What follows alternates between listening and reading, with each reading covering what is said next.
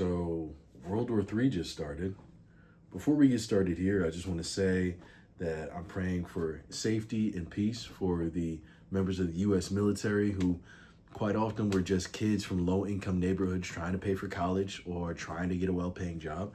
I want to wish safety and, blessings for the people in Iran right now who are really just a pawn in a larger capitalistic, militaristic Ponzi scheme. And third, I just want to say, is anybody else tired of what's going on in this country?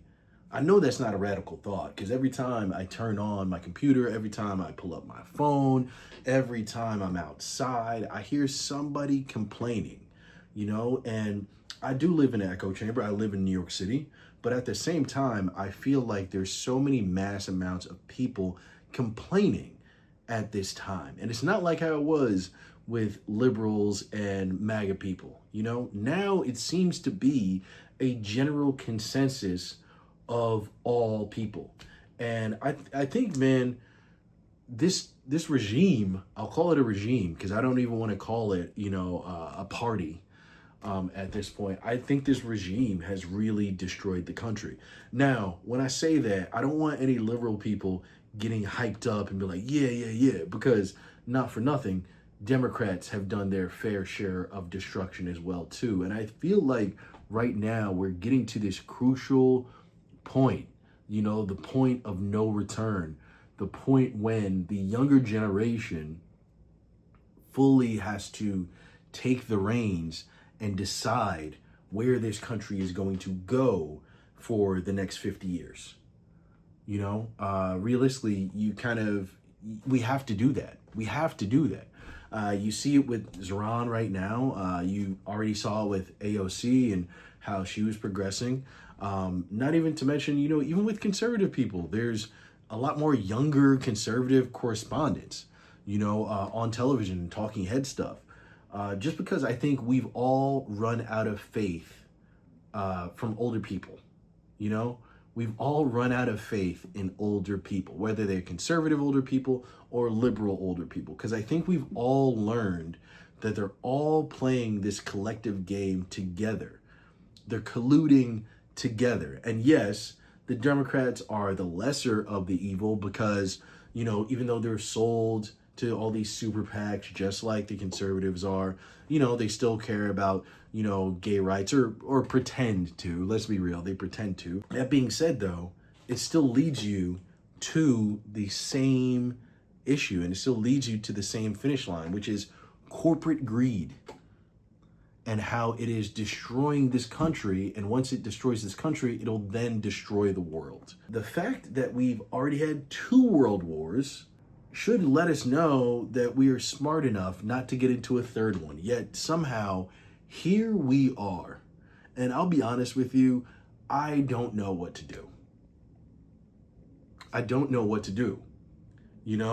I made this video, and usually when I'm making a video, I make a video with some sort of purpose, right? I make a video trying to teach you something or trying to expose something that just happened in the news or break something down, But here, I'm just here to vent, because I, like a lot of people, feel this sense of hopelessness. I feel like it's coming from all different sides, It's not just coming from the military and stuff, but it's coming from even my social interactions with other people and how apathetic everyone has become. I have a lot of friends who I care about deeply, and I've tried to get them to vote in this primary, and none of them want to do it. They're so opposed to it because they've been fucked over so many times, time and time again, and no one has any faith in anything, in any institutions anymore whatsoever. And I think there's a lot of things to blame for that. I mean, yes, it is capitalism and everything that we're going through now, and basically just getting everybody in America so overworked and exhausted and so full of hate and fear for their neighbors that eventually we got to this point. But I also think there's a bigger thing to be said about the internet and what the internet is doing. Yes, I am using YouTube right now. It is what it is. But at the same time, there's a lot of people on the internet that use YouTube, use Instagram, use TikTok simply to fearmonger, simply to get under people's skin. And I think that's really where the root of the apathy is. I think once monetization came into play for social media, it destroyed the country.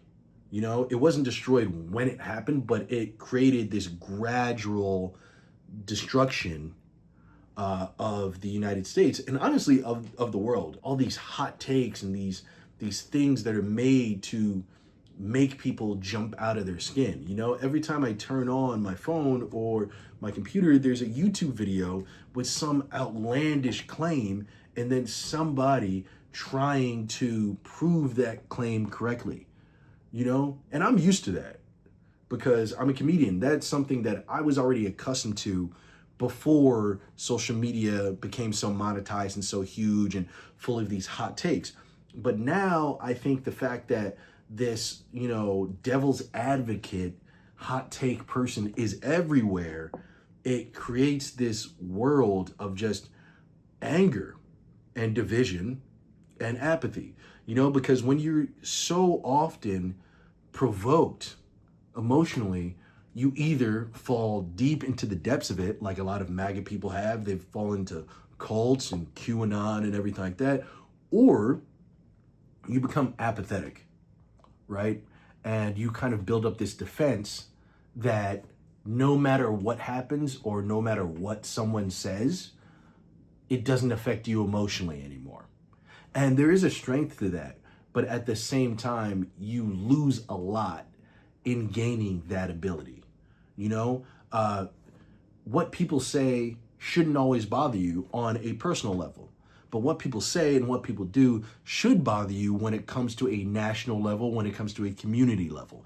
And that's where I think we're lost.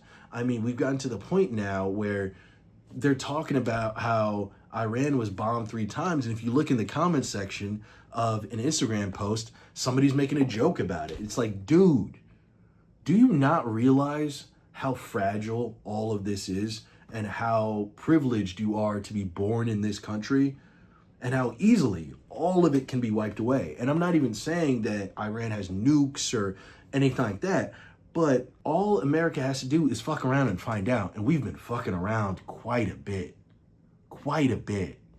And that's my problem, man, is that it's just a joke to everybody. And I know that sounds weird as a comedian to say that I'm bothered that things are a joke.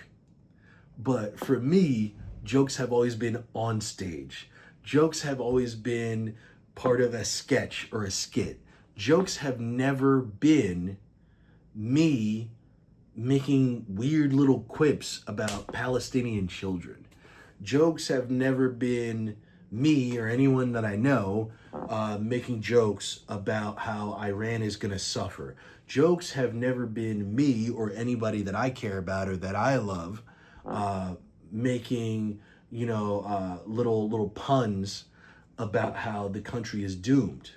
You know, those aren't jokes. Those are serious things. And those are things that are meant to be taken with a level of weight to them. And if we keep thinking these things are jokes, then guess what? All these jokesters are going to be goose stepping down the street after they're done with Iran. Because this whole war thing is so much more than just a war of oil and resources. It's a war of control. Like real control. In the sense of not like, oh, call these people by their pronouns. That's what they tried to fool you into thinking control was. That's not what control is. Control is this. Control is ripping people out off of the street. Control is ripping people off of the street with secret police and masks. That's what control is. Control is attacking Iran with absolutely no backing from the rest of the government. You just made a call and it just happened. You know? And at some point, we have to all step up and fight back against this because it's always gonna get worse if we don't. America, I think we've been taught to think we're freedom fighters, but not put our best foot forward, you know? To talk about revolution, but never actually get there, because revolution happened in 1776 and we don't need that anymore. And now it's all gone great. Oh, wait, there was a second kind of revolution in the 1960s, and then black people became people, and now everything's good now. No, you always have to keep fighting with these people because they'll never learn. They'll always keep taking and taking and taking. And that's what the capitalist system is built on. So, guys, with that being said, go out there, fight the good fight, educate your friends, educate your family, organize as much as you can, and drop the apathy, because at the end of the day, this stuff is going to get far, far worse over time. It's not going to get better. And honestly, the people, these tech people that are colluding with the president and colluding with the government right now are going to make it even harder. And we all know the technological curve and how quick it goes, you know? So realistically, we might only have another 10 years before androids with gun turrets are walking down the street and can actually fight back. So do with that what you will. I'll see you later. Let me know what you felt about this rant. Like, share, subscribe, I guess. I don't care. Just be safe and care about your fellow man. We are all in this country together. We are all in this world together. That's it. I'll see you later. Peace.